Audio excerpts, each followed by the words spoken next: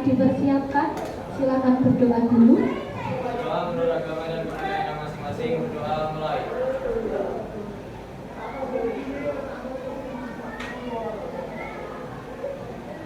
Selesai. Baik, terima kasih Pak Ketua, Pak Rangga Jaya. Oh Raya ya.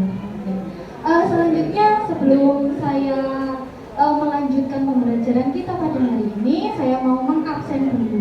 Kira-kira siapa ya yang nggak masuk hari ini? Oke, saya mau absen dulu. Oke, yang pertama, kalau kamu bahagia tunjukkan kebahagiaanmu, silahkan senyum di depan saya ya. Alvin, sambil bilang hadir dong. Oke, Amalia, oke, Sevina, Septia, Shoaim, Zahra. Oke. Jadi kita mau belajar tentang apa hari ini?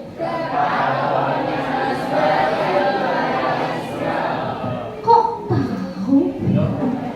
Kok tahu? Iya, berarti kalian udah memperhatikan, kalian udah baca hasil share bukti di Google Classroom, bahan ajarnya sudah kalian cek semua di situ ya. Oke. Bagus, pinter. Tapi sebelum itu Bu Bekti mau ngevaluasi, mengulas dulu. Hari ini kita belajar tentang dampak.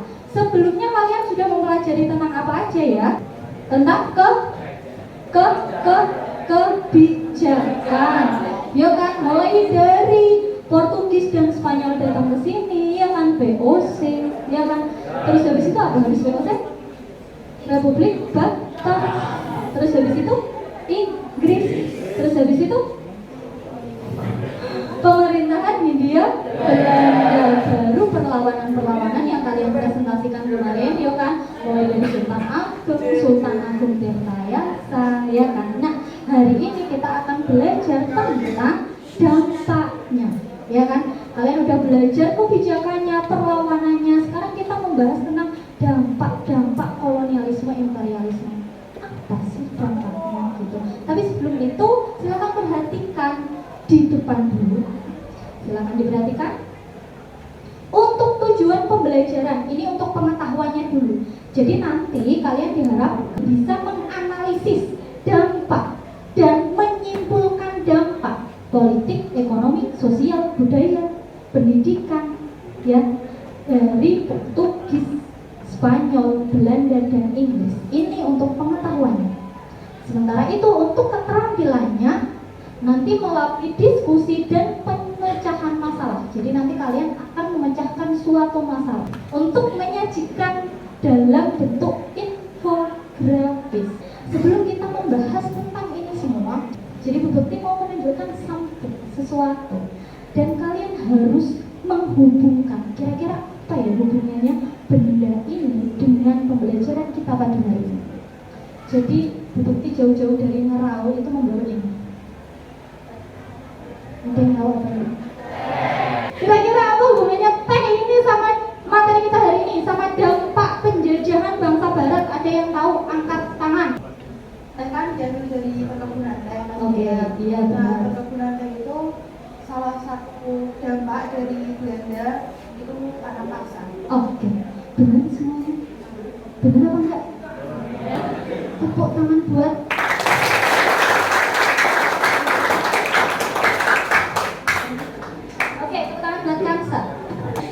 sebelum kita membahas tentang apakah benar ini dari tanam paksa, Bu Bekti mau ngasih tahu sesuatu dulu.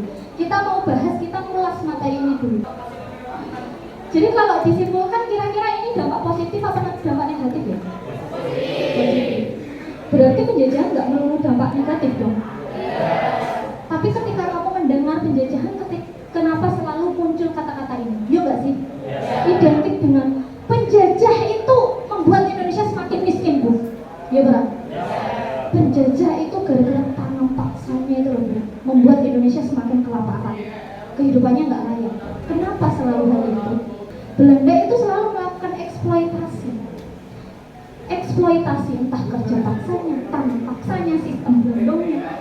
Oleh karena itu semuanya yang diterapkan sama penjajah itu rata-rata negatif. Itu kan yang ada di benak kalian. Iya kan? Iya. Tapi untuk teh ini apakah dampak negatif? Jadi kesimpulannya Belanda ataupun negara-negara lain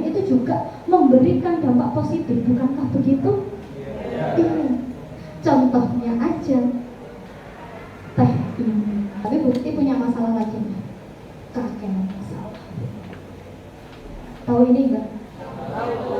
Apa itu? Ini adalah salah satu kilang minyak tradisional. Tradisional. Ini termasuk salah satu dampak dari penjajahan bangsa Barat ya sih? Jadi blok cepu, kamu harus tahu blok cepu, minyak cepu. Sekarang menjadi salah satu blok minyak besar, termasuk alasan latar belakang Belanda masuk ke wilayah cepu ya karena ini loh, ini gitu loh. Karena ini mereka melakukan penelitian terlebih dahulu di Wonocolo. Mereka melakukan penelitian, terus dari situ mereka mendirikan kilang minyak seperti ini. Ada ratusan kilang minyak yang masih difungsikan sampai sekarang oleh masyarakat Wonocolo. Tapi pertanyaannya, why? Kenapa Belanda tidak mengembangkan di Wonocolo? Kenapa malah di Cepu? Karena dari segi keuntungannya lebih besar Cepu. Jadi setelah diteliti, Wonocolo kedalamannya itu dangkal sekali, hanya kurang lebih 200 sampai 400 meter. Gitu akhirnya setelah penelitian ditemukanlah blok Cepu yang sekarang ini. Jelas ya, bahkan sampai sekarang masih difungsikan dan masih terbesar gitu ya. Bahkan di kota Cepu, makanya ikonnya adalah kota minyak. Selanjutnya gimana? Ini tugas kalian.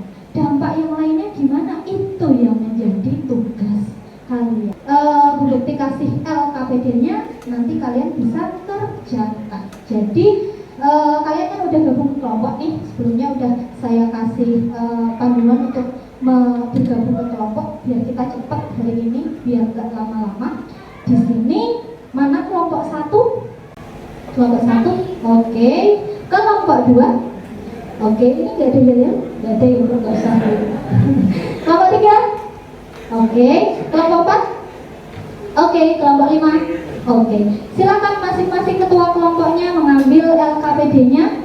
Kelompok 1, mohon maaf tangan kiri ya. Oke. Kelompok 2, oke. Terima kasih. Jadi di sini kalian nanti akan ada 3 kegiatan belajar. Kegiatan belajar pertama, kalian kolaborasi antar kelompok. Waktu kalian hanya 5 menit, mulai sekarang. Silahkan. 1 menit lagi. Oke, kita ulas bersama-sama. Kalian sudah mengisi Inggris? Sudah, oke. Dampak dari Inggris kira-kira apa ya? Menurut kelompok 3, Inggris itu melakukan apa? Menghapus kerja rodi. Menghapus kerja rodi.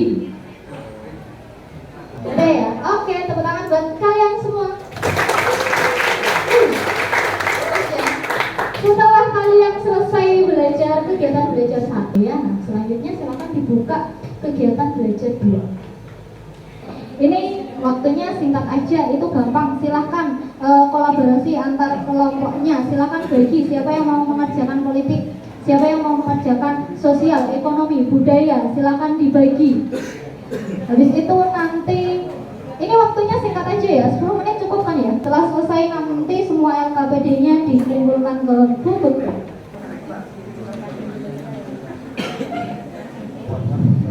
5 menit lagi ya. Raya, silahkan dikumpulkan. Oke, terima kasih. Kelompok 1 udah, ayo siapa yang mau menyusul kelompok 1?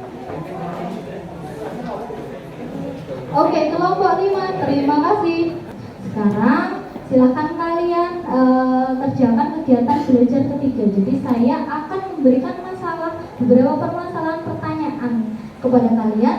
Silahkan kalian gunakan bahan ajar yang sudah saya share ke kalian di Google Classroom. Nanti kalian sajikan dalam bentuk infografis. Ini ada beberapa masalah, saya panggil satu persatu. Silahkan perwakilan kelompoknya ke depan. Kelompok 1, oke. Kelompok 2, oke. Kelompok 3, oke, ya sama-sama. Kelompok 4,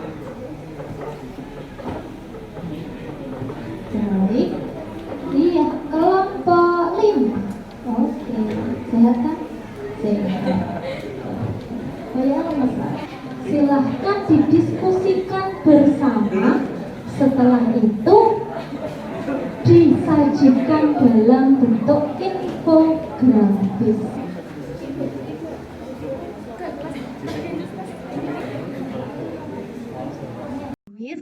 Silahkan kalian sajikan dan presentasikan. Silahkan yang sudah selesai dikirim di Google Classroom-nya Bu Bekti. Kelompok 1 sudah siap, oke. Kelompok 1 siap presentasi? Siap. Siap, oke. Tepuk tangan buat kelompok 1. Selamat sore semua. Sore. Di sini kami dari kelompok 1 akan menjelaskan dan membahas apakah benar sih pada saat pembangunan jalan raya Pos Anyer sampai Panarukan, Denles itu menerapkan sistem kerja paksa. Apakah itu benar atau hanya pengalian isu? Kita akan bahas bersama. Namun faktanya, menurut Joko Marikandono, pekerja tersebut sebenarnya diberi upah. Ada 30 ringgit perak yang digunakan untuk ongkos pembangunan, namun Joko menduga uang itu tak pernah sampai kepada. Ada yang mau memberikan pertanyaan? Oke. Nah, tadi kelompok 1 mengatakan bahwa salah satu keuntungan atau tujuan dari pembangunan jalan raya Pos ini adalah untuk mendukung sistem pertahanan untuk melawan Inggris. Nah, menurut kelompok 1, apakah masih ada keuntungan lain, misalnya di bidang ekonomi atau bidang lain?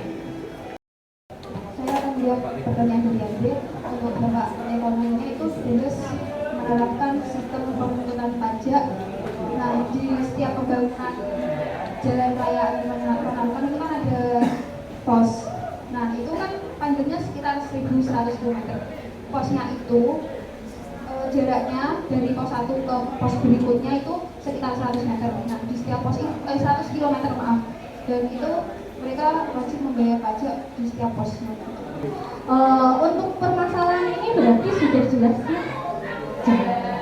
Siapa yang mau mewakili mengevaluasi aja apa yang sudah kalian dapatkan dari materi ini?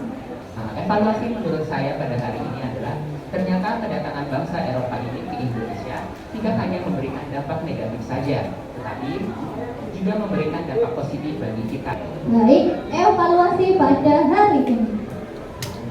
Isi menambahkan bahwasanya dampak-dampak dari penjajahan, sejarah yang beredar di masyarakat dan diasumsikan oleh masyarakat itu belum tentu sesuai dengan kenyataan yang ada. Seperti sistem paksa yang dilakukan oleh Denles. Kita simpulkan bersama ya. Baik, benar kata Mas Andre tadi bahwa penjajahan itu tidak melulu berdampak negatif, gitu ya. Ada banyak dampak positifnya. Dan kalau ada beberapa informasi yang mungkin kalian tidak pahami, berarti itu kalian butuh banyak literasi, ya kan? Oke. Berarti kira-kira dari pembahasan ini, kira-kira kalian minat literasinya bisa naik nggak ya? Atau menyelesaikan tujuan pembelajaran kalian, mulai dari menganalisis, ya kan, menyimpulkan, menyajikan, bahkan mempresentasikan dan diskusi bersama teman-teman kalian. Oke. Untuk minggu depan kalian bisa masuk materi baru tentang latar belakang Sumpah Pemuda. Jelas semuanya? Oke, berarti bisa kita tutup pertemuan kita hari ini. Silakan ketua kelas, silakan menyiapkan temannya. Doa menurut agama dan kepercayaan masing-masing. Doa mulai.